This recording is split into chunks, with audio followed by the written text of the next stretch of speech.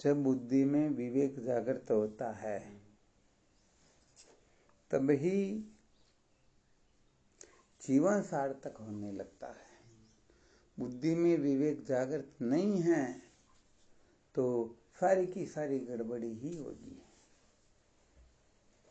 क्योंकि बुद्धि में गड़बड़ है तो क्या होगा, मन ठीक तरह से कार्य नहीं करेगा। ये तो भय बिना भक्ति न हो, ये प्रीति जो होती भय के बिना थोड़ी होती। डर हो, जैसे बच्चे को मास्टर का डर होता है तो वह सारा का सारा काम पूरा कर लेता, और डर नहीं हो तो यहाँ पर डर की आवश्यकता होती है। किसकी आवश्यकता होती? डर की आवश्यकता होती। और ये डर कब सार्थक होगा? जब हम बुद्धि को महत्व देकर के डरेंगे। कभी हमारी बुद्धि में कोई गड़बड़ ना हो। शरीर में गड़बड़ हो तो उसके लिए तुम डॉक्टरों के पास जाएंगे या और दूसरा तीसरा कोई विकल्प करेंगे, परंतु बुद्धि में जो गड़बड़ है, ये गड़बड़ बिना सत्संग के निकलती ही नहीं है। इसके लिए तो सत्संग की आवश्यकता होती है, साधन भजन की आवश्यकता होती है, तब जाके बुद्धि की गड़बड़ निकलती है। तो बुद्धि की जब जब गड़बड़ निकलने लगती तो इसमें विवेक जागृत होने लगता। और बुद्धि में जब विवेक जागृत होता है ना, तब बुद्धि से नीचे की कक्षा के जो भी हैं, जिसको 3 नाम से संबोधित किया जाता है। एक तो मन, वाणी और शरीर, ठीक है ना। ये तीनों की गड़बड़ियां तब निकलने लगती हैं। मन में किस प्रकार की इच्छा होनी चाहिए, किस प्रकार की नहीं। यदि बुद्धि विवेकवती है तो मन गड़बड़ करेगा क्या? वरना वो गड़बड़ी होगी। वाणी से क्या बोलना चाहिए, क्या नहीं बोलना चाहिए, विवेक जागृत नहीं है तो। शरीर को क्या करना चाहिए, क्या नहीं करना चाहिए, यदि विवेक जागृत नहीं है तो गड़बड़ होगी ना। तो यहाँ पर मन, वाणी, शरीर, ये तीनों ही भगवत प्राप्ति में पूर्ण रूप से तभी लग पाएंगे जब बुद्धि विवेकवती हो। बुद्धि में विवेक हो। विवेक का बहुत बड़ा महत्व होता है, परंतु ये ध्यान रखना है कि बुद्धि में विवेक जागृत हो, इसके लिए कुछ अंशों में मन को, वाणी को, शरीर को हमें थोड़ा ठीक करना होता है। क्या करना होता है? यदि मन ठीक हो गया, वाणी ठीक हो गई, शरीर ठीक हो गया, तो बुद्धि में विवेक जगेगा। और फिर जो शेष गड़बड़ रह रही, उस गड़बड़ को बुद्धि निकाल देंगे।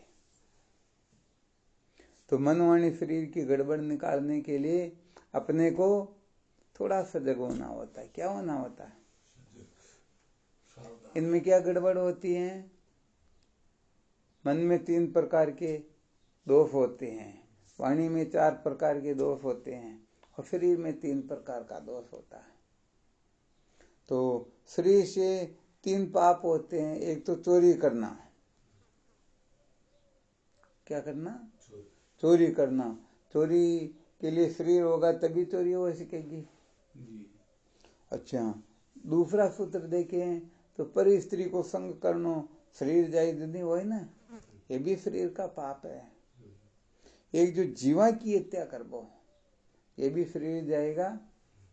तो अपन शुभम पहले तो ये 3 पापों बच जानो, न तो चोरी करनी, न नहीं करनी, न जीवा की हत्या करनी। ये 3 जगह पर अपन पास रहना। 3 जगह पर पास है तो बुद्धि में विवेक जागृत हो, बुद्धि में बल जागृत हो, बुद्धि शक्तिशाली बेनी। वरना बुद्धि यहाँ का सोच बमी रहे ना, तो भाई कोई का चोरी करा, क्षण चोरी करा, अगले भाई बुद्धि तो वादगा पे लगी रही। यदि अन्याय करनी तो कोई सुंदर है, कोई अपना अनुकूल हो सके, कोई अपन नचावश्या नाच सके, बुद्धि तो वही चिंतन के लिए ना। और कोई जीवा की हत्या करनी तो गड़बड़ हो ही करना वही। तो यदि शरीर का 3 ही पाप अपा मिटा न सका तो अपनी बुद्धि वही जगह पर सोचती रही। अब बोलो, जो बुद्धि संसार को चिंतन करे वह कमजोर हो या शूरवीर हो? कमजोर है। हाची बात कमजोर है जैसे तो ये चिंतन करी ना, सूरवीर हो तो ब्रह्म चिंतन केरी, भगवान को चिंतन के नहीं को थोड़ा चिंतन करे। इसलिए 3 पाप तो ये शरीर का बताया, क्यों ना कि 3 दोष तन का जानो, 3 दोष है मन का, 4 दोष वचन का जानो, फिर दोष नहीं किनका। ये 10 प्रकार का दोषों को कोई त्याग देवे तो वहां के बाद में कई प्रकार को दोष ही शेष नहीं रहे। आर्य समझ में तो सबों पहली ये 10 दोषों को अपन त्याग करना, जिसमें 3 पाप तो शरीरों हो गए और 3 पाप जो हो मनो हो गए। कोई को बेर कर बो, घना जनों बेर कर लिया तो कहीं हो ही। अब आ शेर में और चींटी में कत्तो अंतर है। यदि कोई चींटी चाहे शेर को कोई बगाड़ो तो बगाड़ सकेगी, पर वो हजारों चींटियां हो जाए तो शेर न सर्प न सर्प जो है, एक चींटी सर्प को कोई बिगाड़ सकेगी, परंतु हजारों चींटियां हो जाए तो बोलो सर्प को कोई हाल के ठिकाना लगा दे, खत्म कर दे। तो कोई को बेर न करना चाहे, एक जो अभिमान न करना चाहे मैं क्यों हूं, ये मोटा मोटा अर्थ है, सूक्ष्म अर्थ फिर और हो। एक जो कोई को बुरो चिंतन न करना चाहे, बुरो चिंतन कह रहे हैं तो कहीं हो ये गम भी अपनी बुद्धि उल्टो उल्टो सोच तो बुद्धि कमजोरी हो। और 4 दोष हो बोल बाका, कोई की निंदा न करनी चाहे, झूठ न बोलना चाहे, फालतू न बोलना चाहे, एक जो अब को न बोलना चाहे। ये 4 दोष वाणी का है। ये यहाँ को भी अपन त्याग कर दें, ये 10 दोषों को त्याग कर देवा तो समझो अपनी जो बुद्धि है पूर्ण रूपों काम करवा लाग जाए। और वो लीवर काम कर वो बंद कायो कहाँ कचरो फंस जावे, वो कचरो क्यों 10 दोष जो कचरो ही तो है, ये दोष ने निकालो लीवर पास तो काम करवा लाग जाए। तो बुद्धि जो है इस जगह पे वाह जागृत न हो, सजग न हो, उसका विवेकवती न है, मैं सामर्थ्य निर्णय लेवा की ताकत न है, भलो बुरो वो निर्णय कर न सके। तो अपन शरीरों मनो और वाणियों ये 10 दोष बताए, देशी दोषों को त्याग करना। अब विचार कर देखो, यदि 10 दोषों को त्याग कर दियो तो पचे जो कुछ भी अपन कह रहा वह ठीक रहे कि बुरा रहे, ठीक रहे ना। तो देखो पहली अपन जो है ना अपना शरीर ने चोरी करवा में लगा रहा, अन्य करवा में लगा रहा, जीवा की हत्या करवा में लगा रहा। अब यदि अपाओं को त्याग की दो तो वहां की जगह कई कई विकल्प अपन खड़ो करना पेड़ी ना। तो भाई इस जगह पर अब बुद्धि की समझदारी जागृत हो गए तो ये शरीर का 3 ही पापों को अपन त्याग कर देवा तो पचे अपन ही शरीर ने खट्टा खट्टा तो लगाना, तो पचे ही शरीर ने संत महापुरुषों का संग में लगाना। कहा को उठी को छूटो तो इन्हें खट्टा खट्टा तो लगाना पड़े, फिर तो राखना ना पड़े भाई। यो पतो ने कताक समय के लिए मिलो देखो अपन ने प्राप्त है तुमको सदुपयोग नहीं किया रहा तो टाइम आयो वो तो जाए ना। तो अपन ने वह 3 दोषों को त्याग की दो तो वहां की जगह पर अपन ने इस शरीर ने संत महापुरुषों के साथ में जोड़ देना, साधन भजन के साथ में जोड़ देना, भगवान के साथ में जोड़ देना, गुरुजना के साथ में जोड़ देना। बोलो इस जगह कोई दिक्कत है कि इनका फॉर्मूला नहीं है बाण महाराज जो संकेत किया ने तो शायद समझो का अपन शरीर ने संसार का काम में लगा में लियो, काम में लगा रही क्यों। अब संसार का काम में लगा रही क्यों तो जितरो अपन संसार का काम में लगा में लियो उतरो अपन कई कई फायदो तो मिल ही ना। तो की फायदो बिना फायदा के तो संसार में कोई होना कौन हो भी कौन। जैसे समझो आप इस शरीर ने ड्यूटी पे लगा रही क्यों, ड्यूटी पे लगा रही क्यों तो ड्यूटी के द्वारा जो कुछ भी अपन प्राप्त हुए रहो वह यदि कुछ अंश अपन सत्संग का निमित्त सत्कर्म का निमित्त खर्च करिया तो बोलो शरीर ही तो काम आ रही हो, बिना शरीर का कमाई थोड़ी हो रही की। और वही कमाई ने यदि अपन सत्कर्म में लगा रिया सत्संग का निमित्त खर्च करिया तो बोलो शरीर को उपयोग हो गया ना। ऐसा नहीं मन को उपयोग है, ऐसा नहीं वाणी को उपयोग है। अपनी जो वाणी है पहली निंदा करमा में, झूठ बोलबा में, कठोर बोलबा में, फालतू बोलबा में लागती। अब आपने ये वाणी को उपयोग करनो, वाणी को उपयोग कर आपने भगवत प्राप्ति करनी है।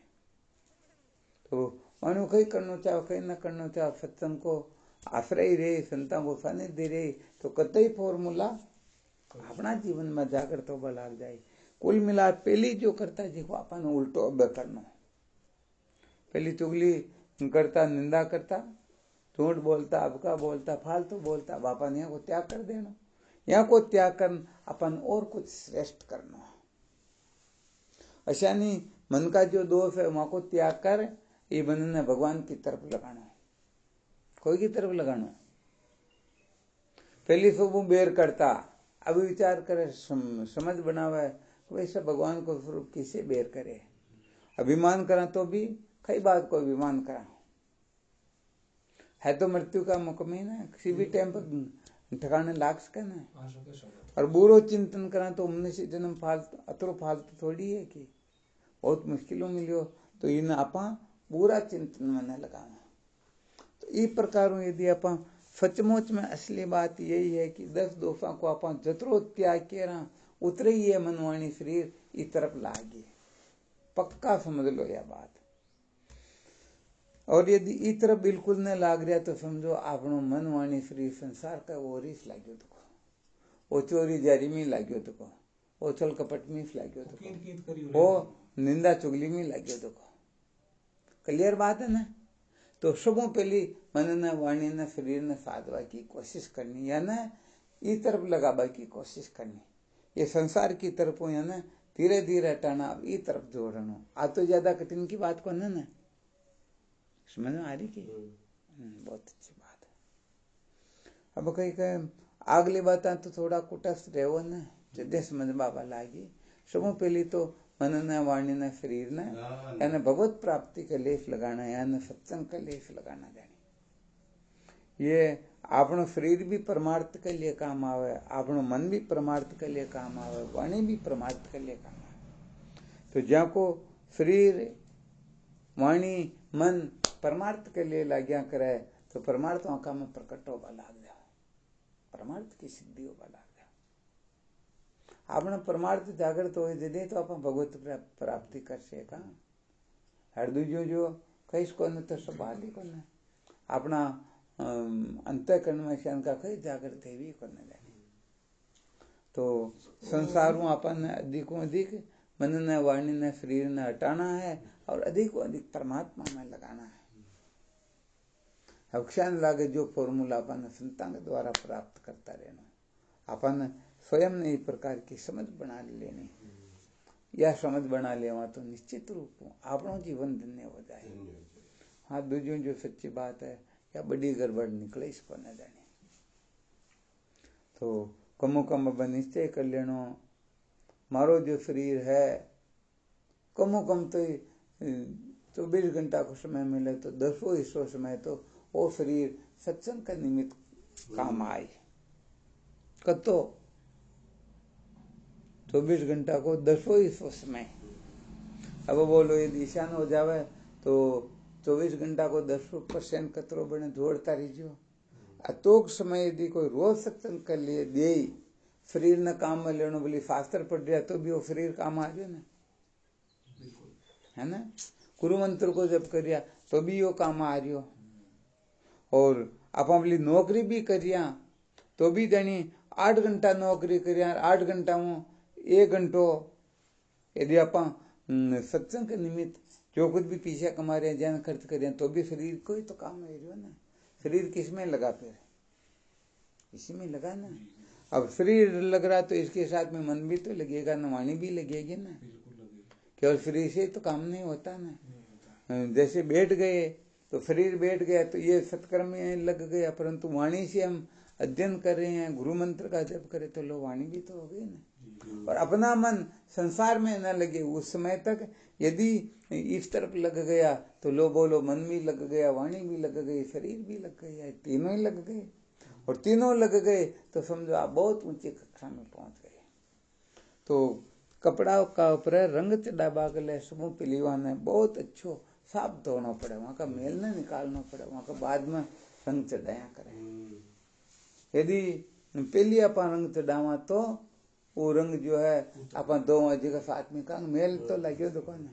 इसलिए अपन सब पहली ये मन वाणी शरीर ने पवित्र करना, या का दोषों को त्याग करना, या न भगवत प्राप्ति की ओर लगाना।